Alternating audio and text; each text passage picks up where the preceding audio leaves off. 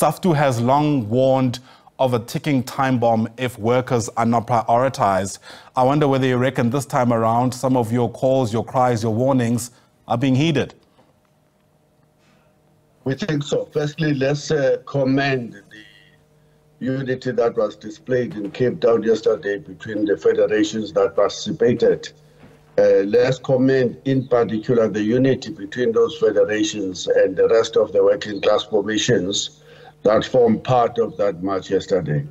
It is a very important page that we are turning because it is closing a chapter of factionalism, and it is embracing a new chapter of greater levels of unity amongst the formations of the working class.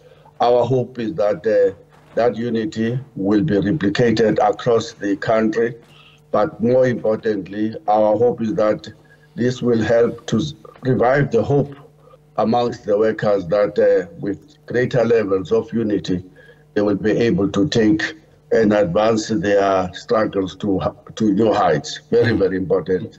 And now, to your question, we have hope that we are moving far away from a ticking time bomb. No, we're not.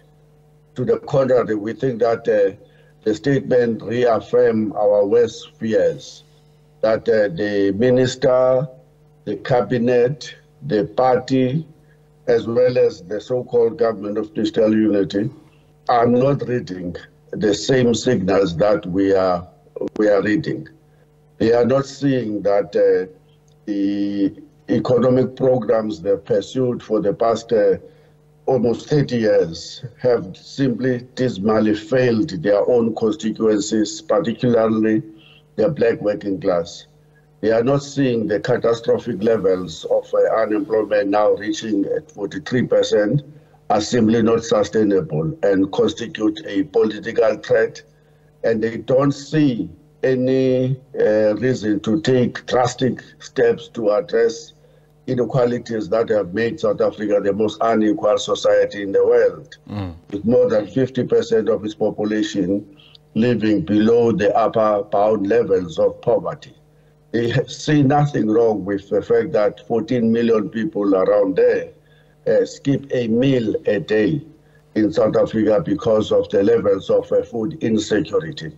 They don't see the crisis of water in our townships. They don't even know that there is load shedding in most of the black working class, and they're celebrating that there have been no electricity cut off since March. That's not the reality of black working class in our country.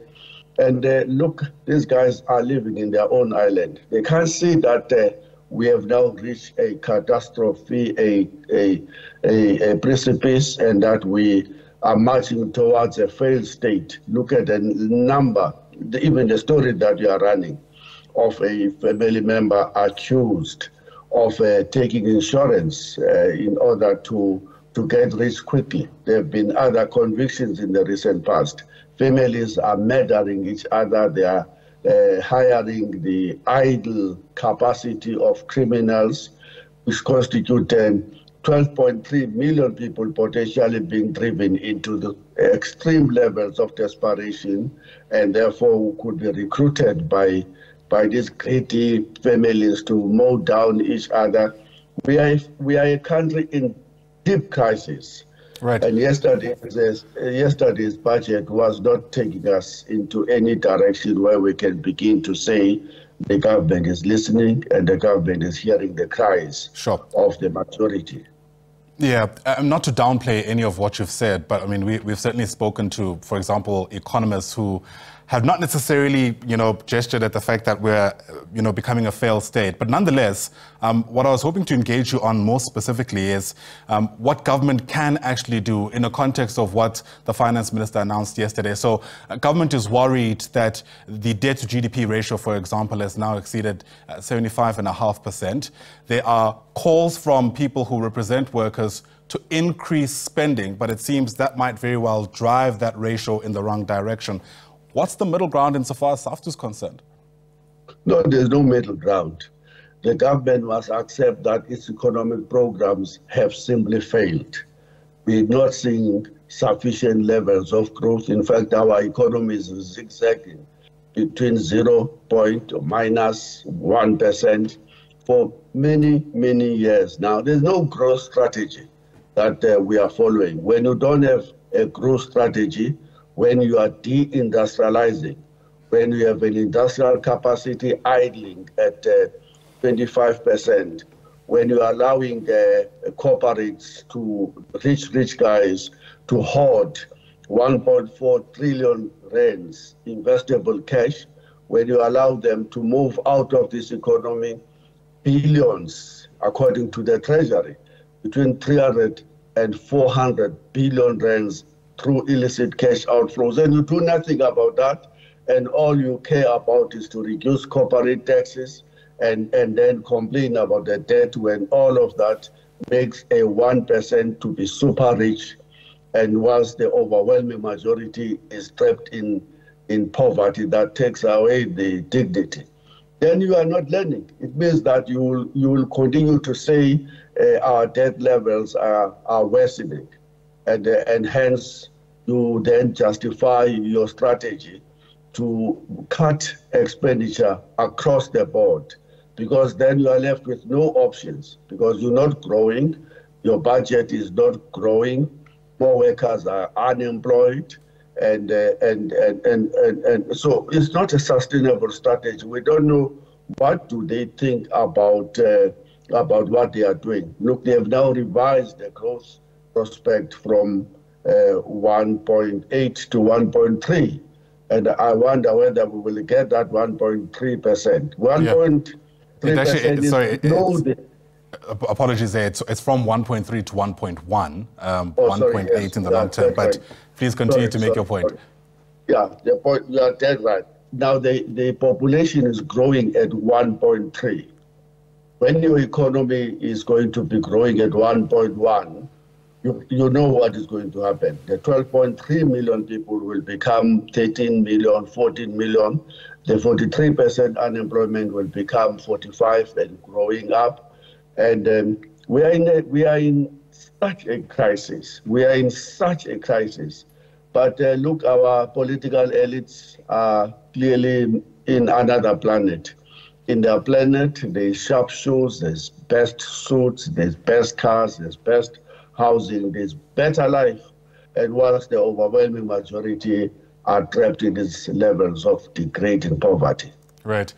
Speaking about the political elite, I mean, often I come across criticism of workers' federations like the one that you belong to around the kind of support that you typically, offer to some of these political parties at the time where perhaps it matters, which is when we need to cast our ballots. And it's a conversation that I think has been had several times about what it will take to shift the needle, if in fact that is the solution.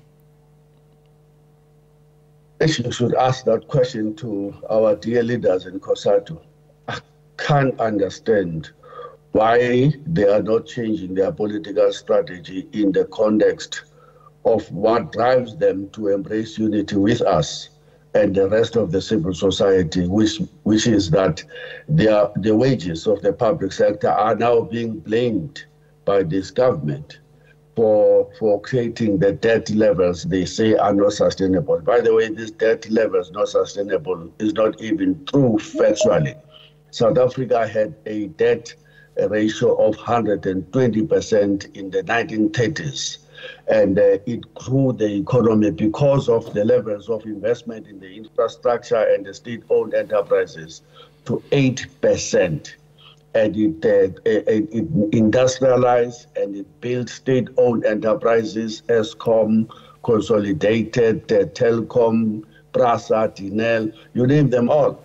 They were built and consolidated in that period. Here we come with a black-led government, and which is destroying what was created by the white elites, politicians of the 1920s, 30s, and then saying that the debt levels at 75% are unsustainable, and lying in the public to say that we are hitting way above our peers when it comes to those levels of debt. Simply not true. You can just Google the information, and even from the IMF World Bank, it will show you that those levels of debt are not out of hand to the point that we will be willing to cut education, health, labor, CCMA, you name them all budgets in order to have a surplus. Can you just think about this madness of neoliberalism?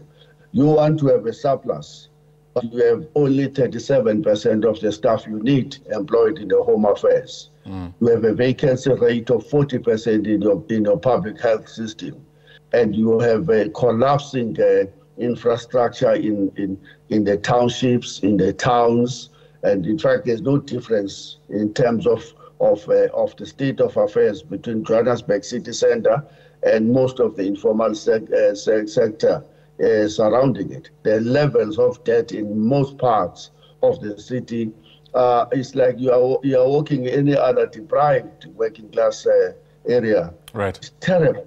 It's terrible. Sure. All right, Mr. Vavi, thanks very much indeed for reacting for us. Really do appreciate your time and your insights. And you're right. I think in many ways, the status quo certainly is unsustainable, not for a country that's hoping to grow and take care of the many people who still need government support.